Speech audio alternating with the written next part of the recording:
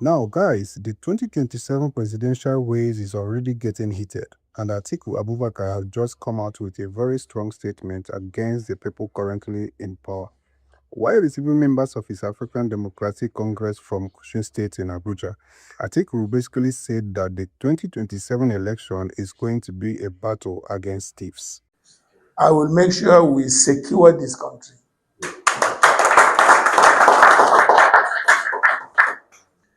We are competing with thieves. They stole the election. Now they have stolen the economy. They have stolen everything.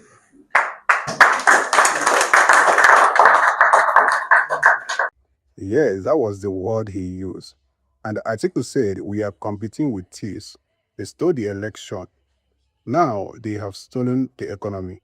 They have stolen everything we have.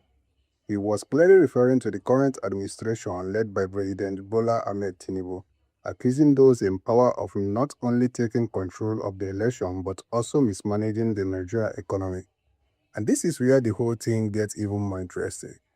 Atiku has been campaigning on the promise that if he wins the 2027 election, he would bring back fuel subsidy. His argument that removing the subsidy has pushed more Nigerians into poverty because fuel became more expensive, and once petrol prices went up, transportation, food, and basically everything else followed. But there was a little confusion within Atiku's own camp. His media head, Paul Ibe, had earlier suggested that an Atiku government would restore the subsidy and then gradually phase it out once the economy recovered. Listen, what Atiku Abubakar said, we are not returning to Egypt. We are not going back to the old regime that was opaque. No. What he's simply saying is that the subsidy that is advocated, the subsidy that is advocated will be tied to the barrel, the crude oil barrel. This is perhaps the only thing that we have in so much abundance that Nigerians have not yet to benefit from. So the diesel, the crude oil will be sold at a discounted price, subsidized to refiners.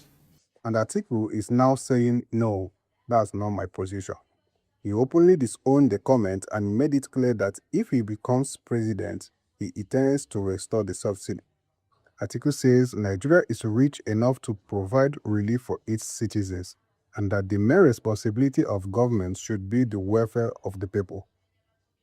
But there's another presidential candidate who doesn't completely agree with him on this one, and that is Mr. Peter.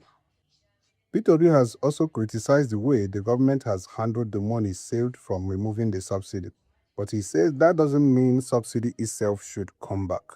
According to Peter, subsidy removal wasn't necessary, but the real problem is that the money saved from it has not been properly managed or invested for Nigerians. Mismanagement of the proceeds should not be the reason for not removing it. What we should have done is that when we remove subsidy, we would have given the people alternative usage for the subsidy. What we have today is that removal and the attendant resources being recovered is also being mismanaged and stolen. So you now have Atiku saying, bring back the subsidy, while P2B is saying, the problem isn't necessarily subsidy removal. The problem is what happened to the money after it was removed. And honestly, this is becoming more of the major issues that could shape the 2027 election. Because Nigerians are going to be asking one simple question. Do we bring back fuel subsidy to reduce the pressure on ordinary people? Or do we keep the reform and make sure the money being saved actually gets to Nigerians? And with Atiku now calling the people he's competing against thieves, you already know the 2027 campaign is about to get very, very interesting. And what do you think about this? Please drop your comment at the comment section. Please like, share, and subscribe. Thank you.